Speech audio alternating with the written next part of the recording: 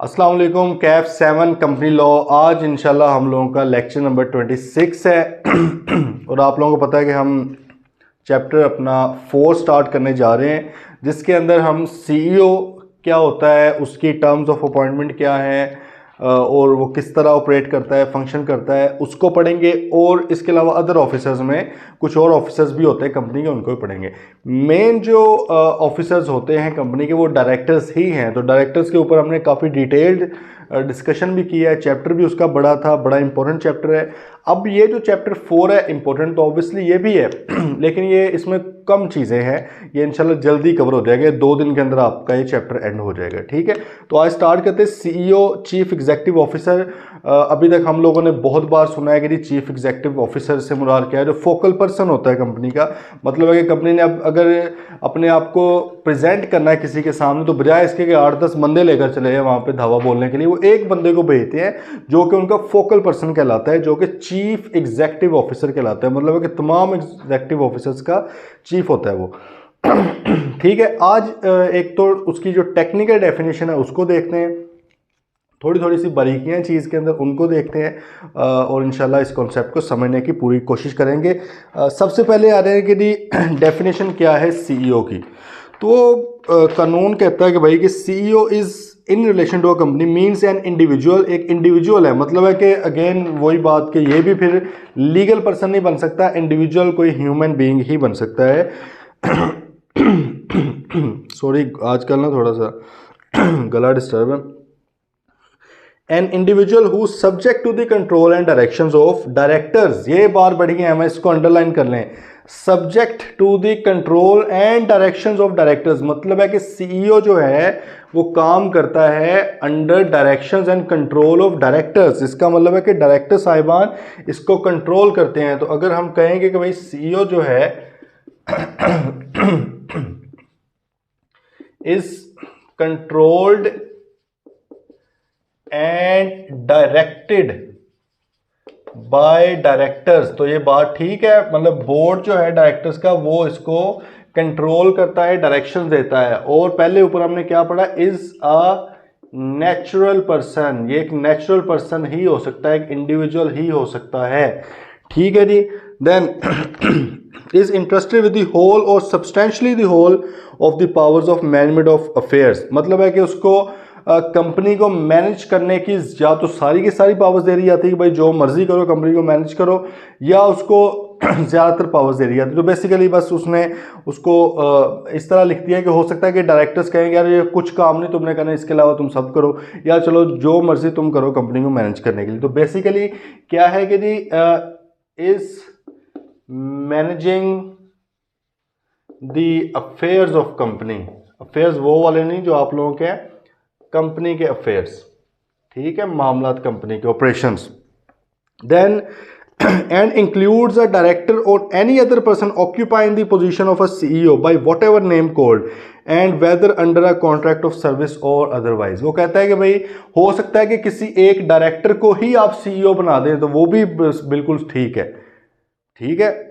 मतलब ये जरूरी नहीं है कि सीईओ कोई अलग बंदा ही होगा। ये बात यहां से ये है, बोर्ड ऑफ डायरेक्टर्स जो हैं उनमें से ही कोई एक बंदा सीईओ भी बन सकता है, कोई उसके ऊपर बार नहीं है, कोई मुमानियत नहीं है। एक इंडिपेंडेंट या इंडिपेंडेंट से मुराद है कि डायरेक्टर से अलग भी एक बंदा रख सकते हो, लेकिन आप चाहो तो उनमें से भी रख लो। और आम तौर पे प्राइवेट लिमिटेड कंपनी में तो खास तौर पे जब आप डायरेक्टर्स बनते हैं तो वो उनमें से ही एक बंदा कहता है मुझे सीईओ बना दो, ठीक है। उनमें से ही जिसके पास आमतौर पे ज़्यादा शेयर्स वगैरह होते हैं ना, वो कहते हैं यार मुझे बनाओ सीईओ, तो उसको आप सीईओ भी बना देते हैं। बात आइए समझ। तो भाई इसको हम अगर 4th पॉइंट को भी इधर फिर लिख ही लें, may be one of directors, ठीक है। हो सकता है कि डायरेक्टर्स में से ही कोई हो, एक हो या कोई और बंदा हो, ओके जी।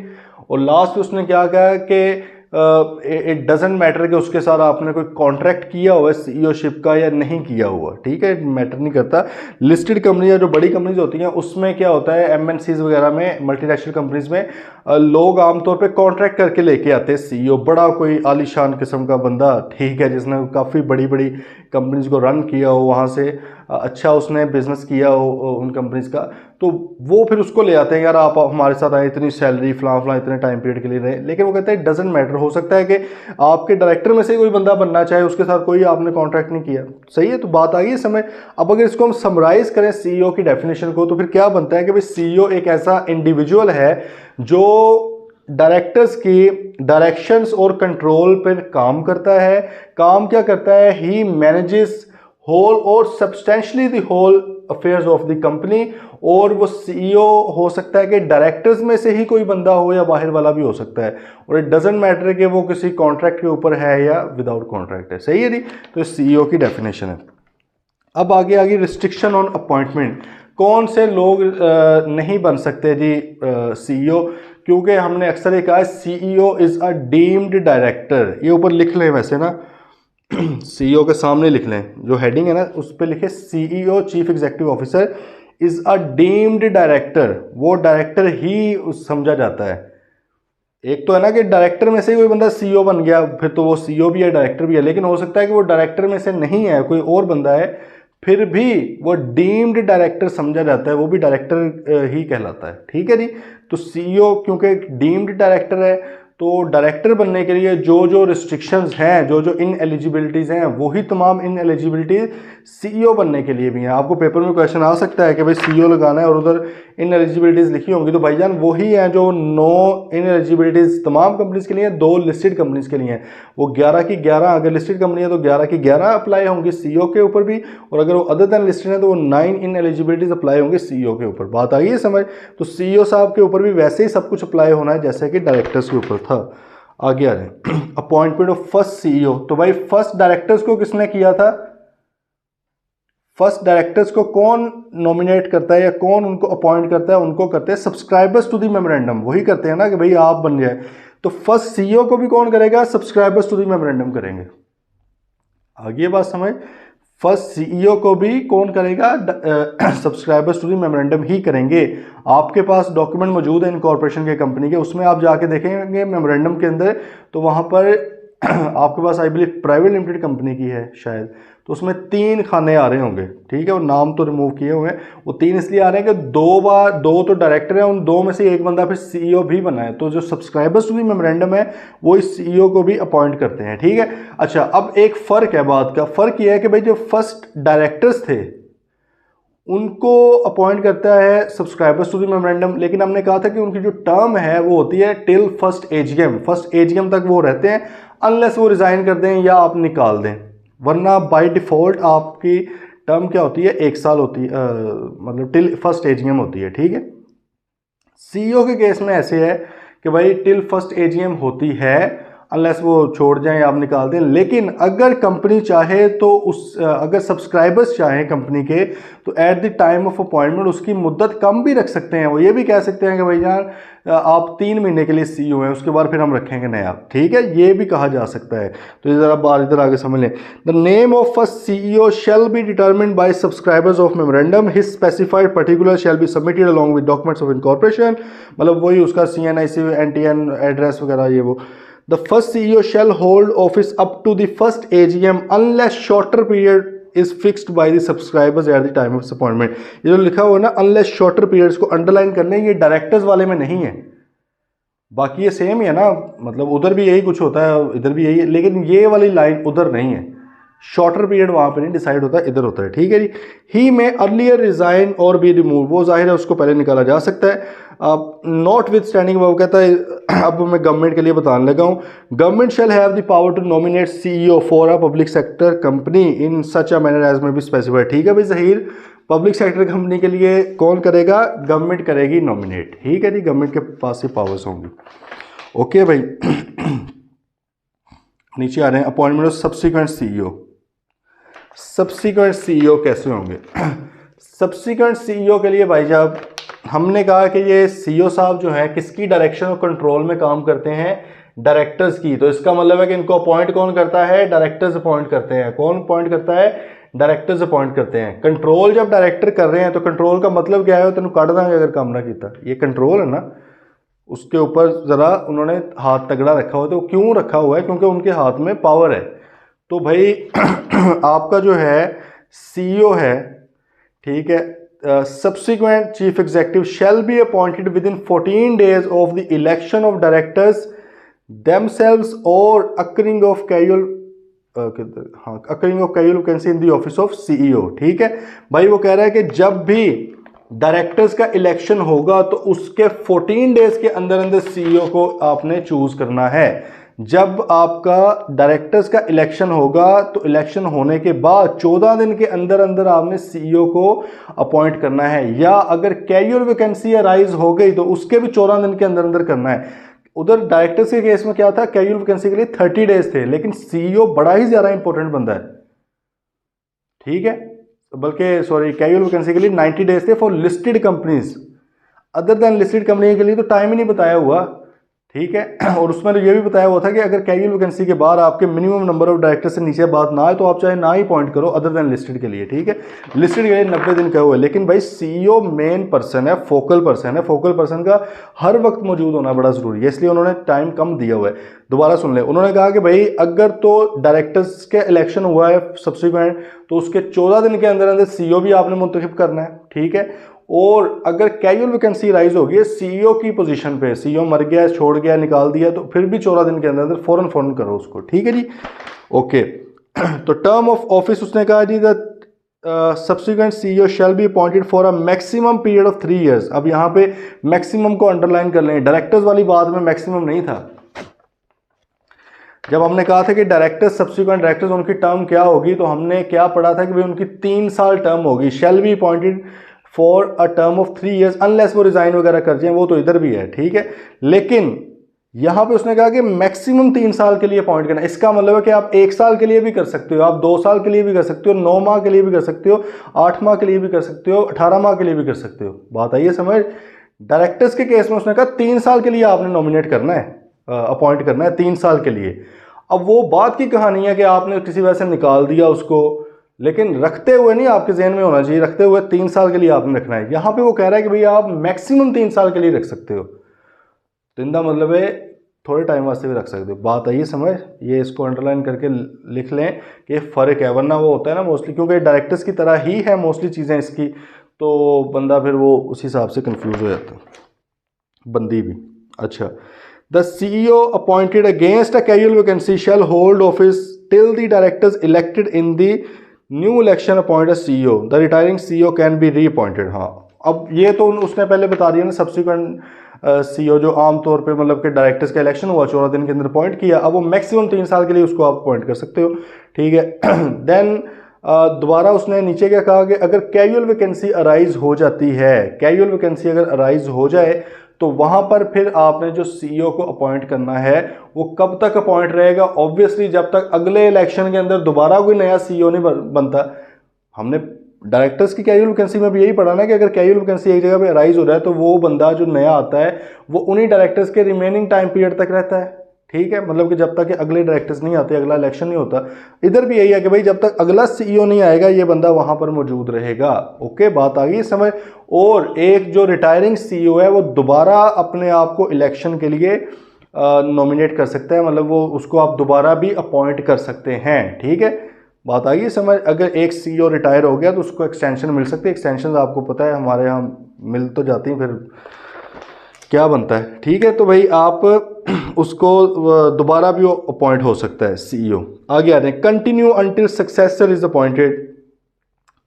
वही बात, जैसे डायरेक्टर साहब कोई रिटायर हो गए हैं या छोड़ के चले गए हैं, रिज़ाइन कर दिया है, तो वो अब अगला CEO अगला डायरेक्टर आने तक वो कंटिन्यू कर सकते हैं। तो इधर भी यही सीन है कि जब तक अगला नहीं आ रहा retiring CEO shall continue to perform his services until his successor is appointed unless, ठीक है, वो कहता है कि ये 2 सिचुएशन में आप नहीं कंटिन्यू कर सकते, ठीक है, क्योंकि ये 2 फड्डे ऐसे हैं कि ये आपकी वजह से ही हैं, इन केसेस में आप नहीं कर सकते कंटिन्यू। अदरवाइज आपका फर्ज है कि जब तक अगला बंदा नहीं आता आप वहां पर मौजूद हों, ठीक है।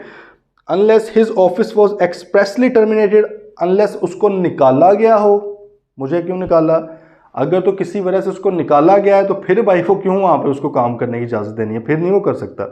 या non appointment of his successor is due to any fault on his part, अगला जो बंदा नहीं आ पा रहा अभी तक वो इसकी वजह से नहीं आ पा रहा, मतलब ये लेट से इलेक्शन ही नहीं होने दे रहा, इलेक्शन तो नहीं होती, उसकी अपॉइंटमेंट ही होती है, डायरेक्टर्स मतलब चूज़ करते हैं, काइंड ऑफ होता है इलेक्शन ही है लेकिन डायरेक्टर्स की मेजोरिटी के साथ।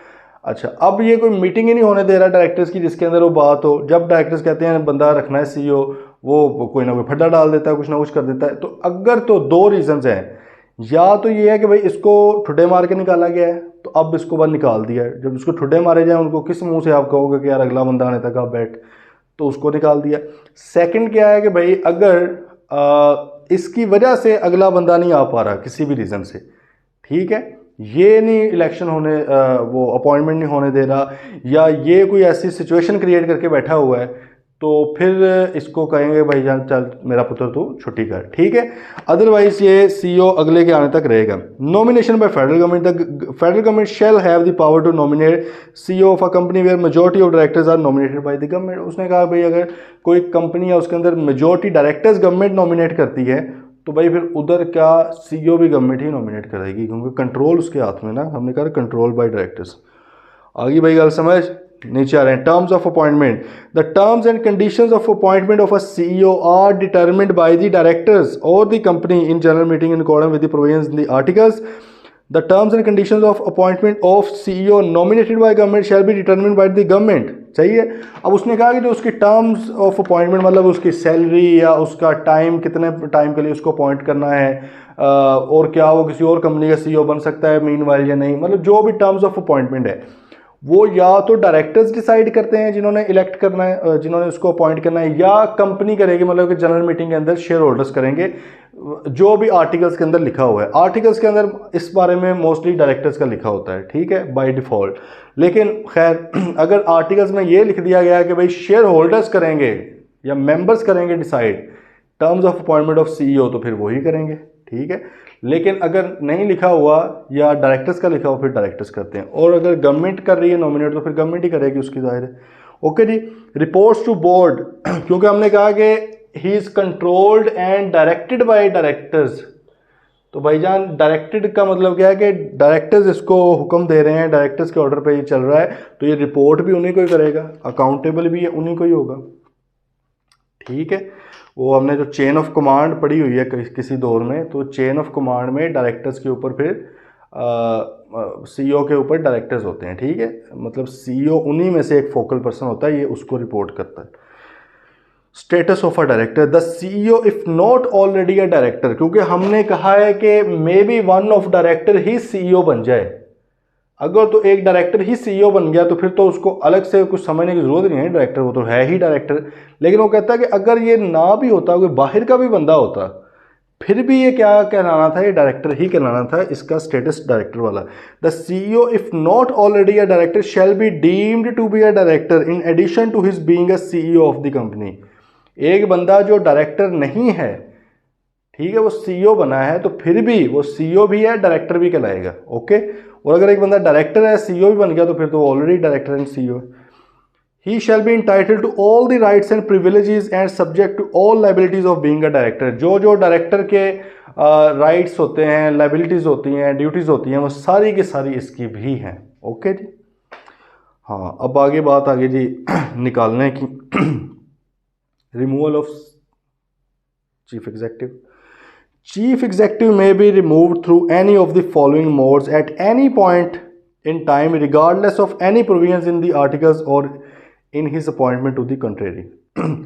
अभी बात ये लाइन पहले ऊपर वाली समझ ली। वो कहता है कि भाई चाहे कॉन्ट्रैक्ट के अंदर आपने कुछ भी लिखा हो इसके वाले से कि आपको नहीं निकालेंगे कभी भी, ठीक है, या आप बेशक आर्टिकल्स में कुछ भी लिखा हो इसके बारे में, अपॉइंटमेंट के बारे में, या आपका वही टर्म्स ऑफ अपॉइंटमेंट में कोई भी बात की हो, आप 3 तरीकों से कभी भी निकाल सकते हो सीईओ को। बताइए समझ। आर्टिकल्स के अंदर आपने लिख दिया भाई 3 साल से पहले आपको निकालेंगे ही नहीं, फिर भी निकाल सकते हो इन 3 तरीकों से। आपने उसके साथ जो कॉन्ट्रैक्ट किया था उसके अंदर आपने लिख दिया भाई कि हम आपको नहीं निकालेंगे, ठीक है, फिर भी आप निकाल सकते हो इन 3 तरीकों से, क्योंकि हमने पढ़ा कि सबसे टॉप पे होता है कंपनीज एक्ट। तो जब कंपनीज एक्ट कह जो रहा है कि भाई इन 3 तरीकों से निकाला जा सकता है, तो आर्टिकल्स मना नहीं कर सकते कि हम, क्योंकि हमने पढ़ा कि आर्टिकल स्ट्रिक्टर तो हो सकते हैं, लीनियंट नहीं हो सकते। आर्टिकल्स इन 3 के अलावा कोई चौथी तजवीज़ तो दे सकता है निकालने की, लेकिन इन 3 को नहीं काम कर सकता। बात आई समझ? तो भाई 3 तरीके तो मौजूद हैं, ये कंपनीज एक्ट ने आपको राइट दिया है CEO को निकालने का। क्या क्या तरीके? पहले नंबर पे by passing A special resolution general meeting, वही 3/4 के साथ 21 दिन के नोटिस के साथ फारिग करा सकते हैं। और by passing A resolution in the board of directors supported by at least 3/4। देखें फिर वही बात कि ये भी डायरेक्टर्स की मीटिंग 3/4 के साथ रेजोल्यूशन पास हो रही है, लेकिन इसको स्पेशल रेजोल्यूशन नहीं बोल सकते। स्पेशल रेजोल्यूशन सिर्फ और सिर्फ किसको बोलना है भाई? किसको बोलना है? सिर्फ और सिर्फ उसको बोलना है जो जनरल मीटिंग के अंदर, जो मेंबर्स की मीटिंग के अंदर 3/4 मेजोरिटी के साथ हो और 21 दिन के नोटिस के साथ हो। 21 दिन वाली एक्सेप्शन वैसे है, ठीक है। लेकिन अगर डायरेक्टर्स चाहे 3/4 वाली करें, उसको स्पेशल रेजोल्यूशन नहीं बोलना, उसको आपने सिर्फ यही बोलना है बोर्ड मीटिंग की रेजोल्यूशन हुई है विद 3/4 ऑफ मेजोरिटी, तो वो भी भाई निकाल सकते हैं। थर्ड नंबर पे by government authority person authorise by it where more than 70% of the voting rights are held by the government. अगर किसी कंपनी के अंदर, मतलब पब्लिक सेक्टर ही होगी ना, कंट्रोल कर रही है गवर्नमेंट, 50% से ज़्यादा है, अगर किसी कंपनी के अंदर गवर्नमेंट के 75% से ज़्यादा वोटिंग राइट्स हैं तो गवर्नमेंट निकाल सकती है, या गवर्नमेंट का कोई मुंतखब नुमाइंदा या गवर्नमेंट का नॉमिनेटेड बंदा, ऑथराइज बंदा, वो भी निकाल सकता है उसको आके। ओके हो गया जी भाईजान बात। तो 3 तरीके से CEO साहब निकल सकते हैं, 2 तरीकों से मतलब किसी भी कंपनी में, और पब्लिक सेक्टर कंपनी के लिए तीसरा तरीके से निकलेंगे। ओके जी। Not to engage in competing business, section 191 बड़ा ख़तरनाक सा सेक्शन है आपके CEO साहब के लिए, इसको ज़रा देख लें। Restriction in case of public company, इसको ज़रा मार लें सर्कल। पब्लिक कंपनी की बात हो रही, बोथ लिस्टेड अनलिस्टेड, प्राइवेट की बात नहीं हो रही, सिंगल मेंबर और प्राइवेट की बात नहीं हो रही, पब्लिक कंपनी की बात करने लगा।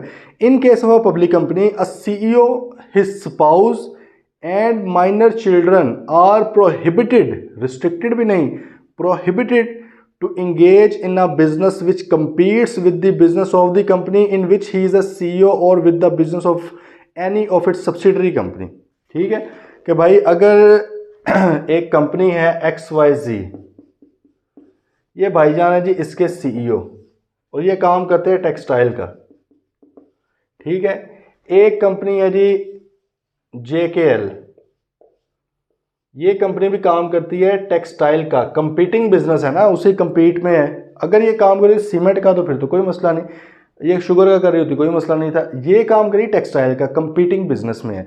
तो वो कहता है कि भाई अगर ये बंदा इधर का CEO है, अब ये खुद, ठीक है, यही पर्सन CEO या इसका स्पाउस या इसकी स्पाउस या इसके माइनर चिल्ड्रन, हालांकि कॉन्ट्रैक्ट एक्ट के मुताबिक माइनर चिल्ड्रन तो बिजनेस नहीं कर सकते, कॉन्ट्रैक्ट नहीं कर सकते, लेकिन उन्होंने बात इधर लिख दिया है, भूल गए होंगे वो, ठीक है जी।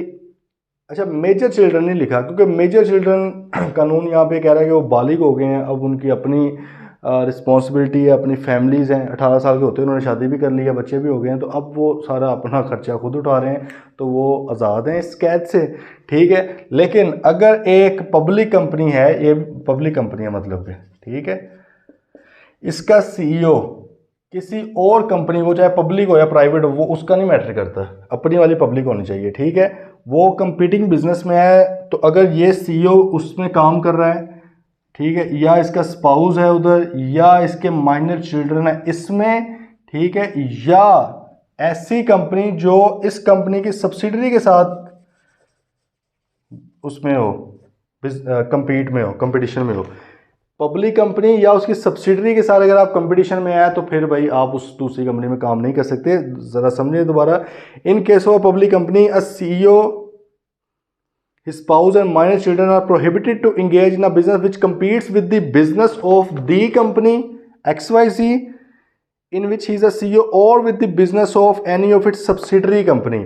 ठीक है, तो पेपर में क्वेश्चन आ सकता है, बड़ा ये वैसे अच्छा टॉपिक है, इसमें से पहले भी आया हुआ है। वो ये कहता है कि भाई अगर CEO साहब एक पब्लिक कंपनी के अंदर काम कर रहे हैं, ठीक है, तो उस पब्लिक कंपनी या उस पब्लिक कंपनी की सब्सिडरी के साथ कोई और कंपीटिंग बिजनेस है जिसमें CEO खुद कर रहा है या CEO का स्पाउस है या CEO के माइनर चिल्ड्रन है, तो ये अलाउड नहीं है, ये प्रोहिबिटेड है। ओके जी। Disclosure on appointment. Every person who is appointed as CEO of a public company is required to disclose to the company in writing the nature of such business. सच अगर वो कोई इस तरह के बिजनेस में involve है तो अपनी अपॉइंटमेंट के टाइम पे वो बताएगा कि भाईजान मैं इन्वॉल्व हूँ, ताकि उसको निकाल दें उसी वक्त के चलो सही है इन्वॉल्व है तो फिर वही काम करो जाके। आगे ये बात समझ। तो अगर वो किसी तरह का इन्वॉल्व है, वो या उसके स्पाउस या उसके बच्चे माइनर, ठीक है, तो वो अपनी अपॉइंटमेंट के टाइम पे बताएगा कि भाई साहब ये सिलसिला है।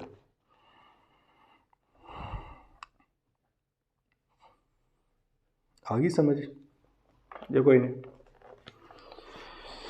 क्वेश्चन देखें इसका।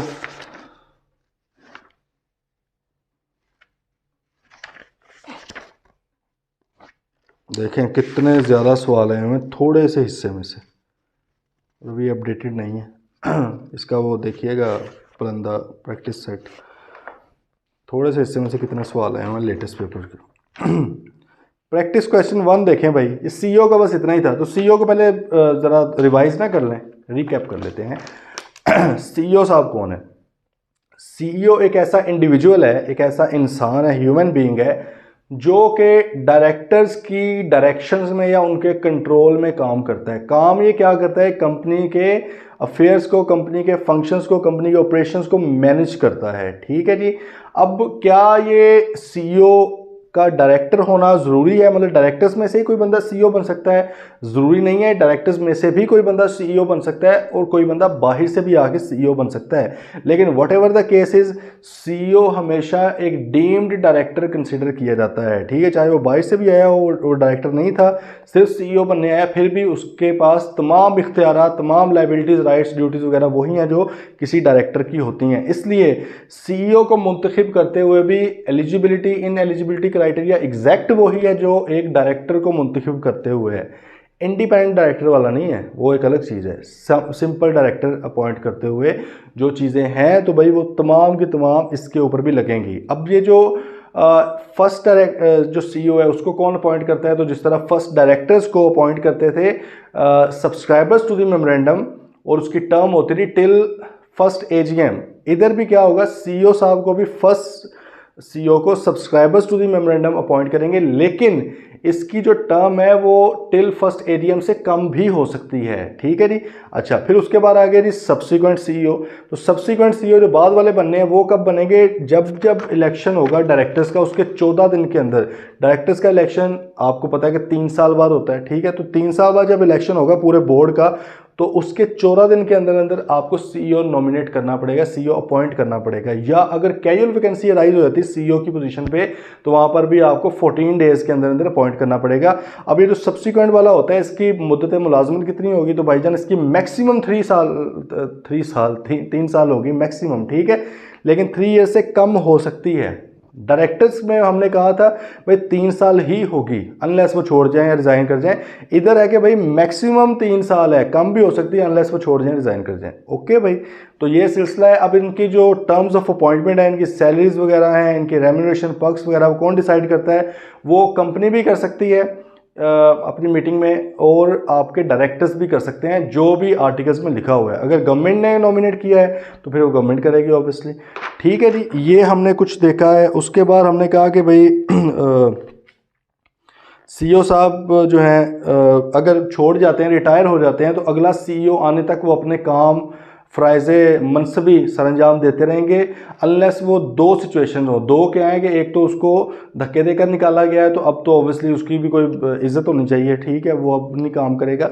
और सेकंड क्या था, अगर उसी की वजह से, ठीक है, अगला सीईओ नहीं अपॉइंट हो पा रहा, तो फिर भी वो अब काम नहीं करेगा। ओके भाईजान, रिपोर्ट करता है बोर्ड को, स्टेटस डायरेक्टर का इसको मिलता है।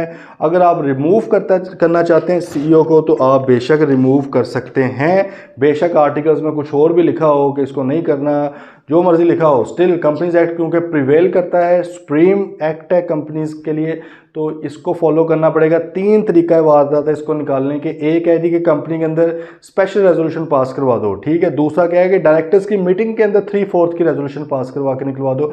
और तीसरा है कि अगर पब्लिक सेक्टर कंपनी हो, मतलब है कि जिसमें 75%, वैसे पब्लिक सेक्टर के लिए 50% वाली डेफिनेशन है, इधर 75% की बात वो कर रहा है कि अगर निकालना है तो। अगर इसको निकालना है तो भाईजान अगर आपके वहाँ पे 75% से ज़्यादा वोट्स हैं तो गवर्नमेंट ऑर्डर करेगी चल भाई आधा कार, ठीक है, या उसका कोई ऑथराइज पर्सन करेगा। लास्ट में हमने पढ़ा कि सीईओ साहब के ऊपर, उनके स्पाउस के ऊपर, उनके माइनर चिल्ड्रन के ऊपर ये पाबंदी है कि अगर आप एक पब्लिक कंपनी के सीईओ हो तो आप और आपके स्पाउस और आपके माइनर चिल्ड्रन किसी और कंपीटिंग बिजनेस के अंदर काम नहीं कर सकते जो आपकी पब्लिक कंपनी के साथ कंपीट कर रहा हो या आपकी पब्लिक कंपनी की सब्सिडरी के साथ कंपीट कर रहा हो। तो ये this is not allowed. Okay, चलें, कोई भी क्वेश्चन है तो प्लीज़ ज़रा पूछ लें।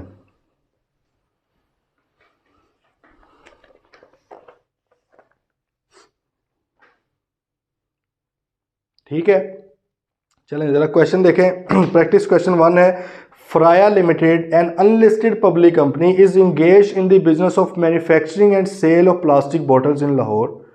पब्लिक कंपनी है वैसे, ठीक है, अनलिस्टेड है। FL is planning to appoint Gul Meher as the CEO of the company. During an interview with Gul Meher, he disclosed to the board that his wife, अच्छा Gul Meher बंदा था? My whole life was a lie. मुझे लगा औरत है। तो अच्छा, अब वो गुल मेहर साहब कोई मर्द हैं बज़ाहरन prima facie. He disclose to the board that his wife Mona is running a corporate brokerage house in Lahore.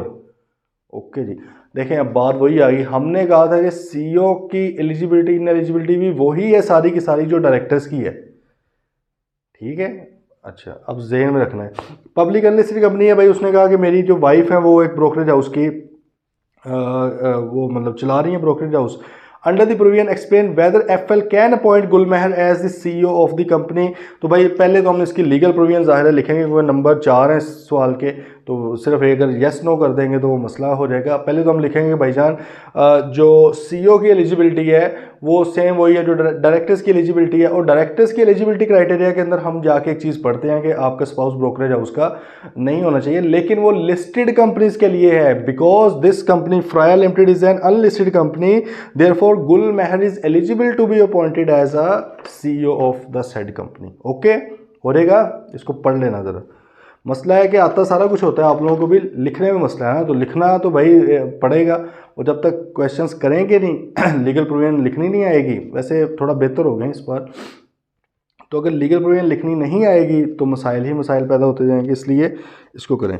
Practice question 2, a team of young engineers is planning to incorporate a private limited company which would provide machine maintenance service to large companies. Okay, the company would initially be incorporated with a share capital of 20 million rupees. Okay, however the engineers are not certain about appointment of the first and subsequent directors and CEO and terms of their office.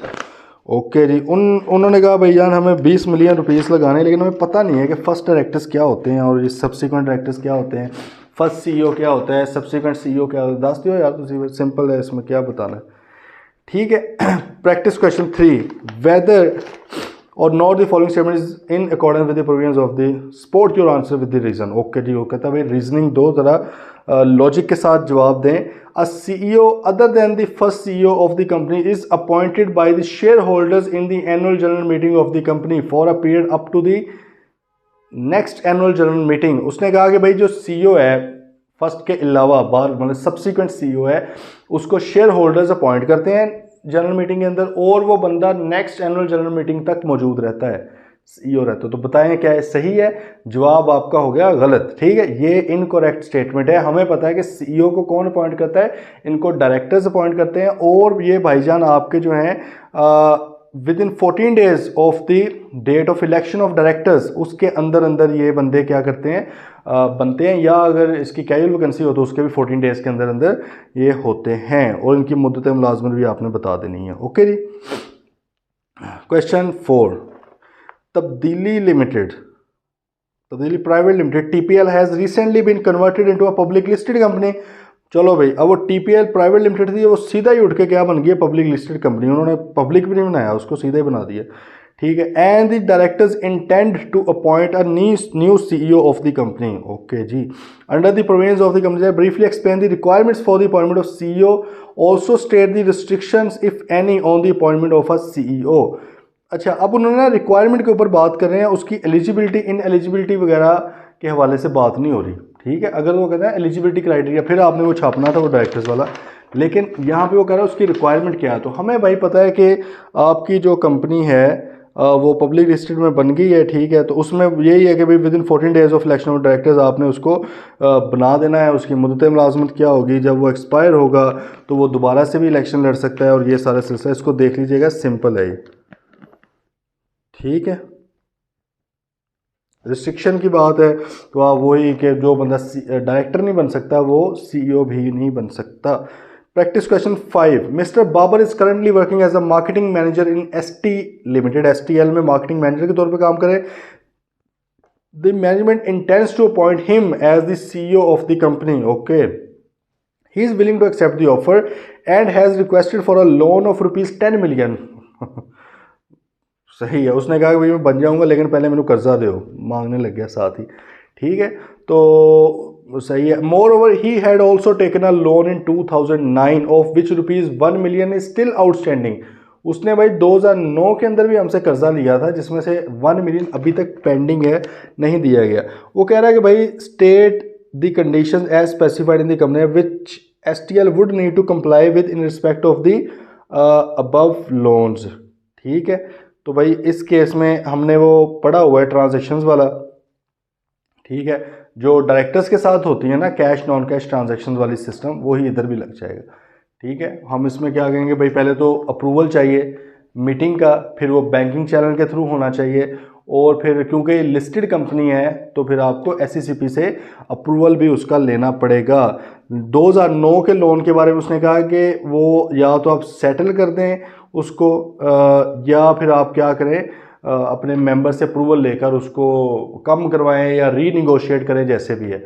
अब याद है हमने देखा हुआ था उसमें जो था, हमने कहा था कुछ चीज़ों के ऊपर मेंबर्स का अप्रूवल चाहिए होता है। उसमें हमने एक पढ़ा था कि अगर डायरेक्टर्स वगैरह या ऑफिसर्स का कोई कर्जा माफ़ करना है या रीनिगोशिएट करना है या एक्सटेंड करना है तो वो मेंबर्स के अप्रूवल के बगैर नहीं हो सकता। तो ये देखें उसने मतलब है कि चैप्टर 3 की बातें इधर डाल रहा है, क्योंकि उसने कहा हुआ ना कि डायरेक्टर्स वाली तमाम चीज़ें CEO के ऊपर भी अप्लाई होती हैं इस वजह से, ठीक है।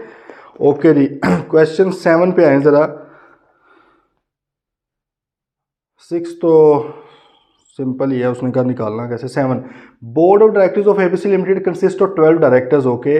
The CEO of ABC Limited was appointed for a term of 3 years. It was specifically mentioned in his contract that he shall not be terminated before the expiry of term of his office. भाई उसको 3 साल के लिए रखा गया था और contract में लिख दिया था आपको नहीं निकालेंगे, तो क्या करें, नहीं निकाले, नहीं भाई, कंपनीज एक्ट प्रिवेल्स, सही है।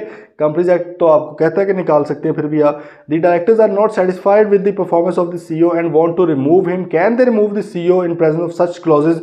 तो भाई यार ऐसी क्लॉजेज कोई मैटर नहीं करती, आप निकाल सकते हैं, लेकिन ऑब्वियसली आप डायरेक्टर्स अगर निकालना चाहते हैं तो 3/4 से रेजोल्यूशन पास होगी, मतलब 12 बंदे हैं डायरेक्टर्स, तो कम से कम आपके 9 बंदे उस हक में अगर करेंगे तो फिर है। या फिर आप अगर 9 बंदे नहीं भी जा रहे तो फिर आप मेंबर्स की तरफ निकल जाएं तो भाई उनकी मीटिंग कॉल कर लें, उधर से स्पेशल रेजोल्यूशन पास करवा लें, शायद हो जाए 75% के साथ, ठीक है जी। प्रैक्टिस क्वेश्चन 8 आप लोगों ने करना है, इसको ज़रा लिख लें। ब्रेवो प्राइवेट लिमिटेड BPL वाला, ये आप लोगों ने करना है क्वेश्चन, ठीक है। फिर उसके बाद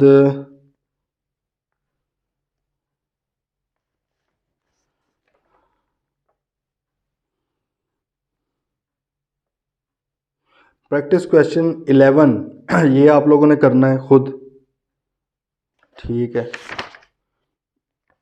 ये 2 सवाल कर, और प्रैक्टिस क्वेश्चन 12 ये भी करना है। प्लीज़ ये यार तंग ना किया करें, आपके अपने उसके लिए फ़ायदे के लिए। कितना यार एफर्ट लग रही है आपकी 45-50 मिनट का मुश्किल से लेक्चर होता है, ठीक है। किसी भी टाइम सुन लेते हो ना, कॉलेज जाने की टेंशन है ना जाने की टेंशन है, वो सारा चल, तो भाई थोड़ी सी एफर्ट कर लो अपने लिए, सही है, ताकि अफसोस ना हो। अभी रिज़ल्ट आए हैं कि बड़े लोगों को अफसोस भी हुए होंगे, वो रीज़न मेन यही है कि CS नहीं लेते, अदरवाइज CA में इतना रखा क्या है, ठीक है भाई।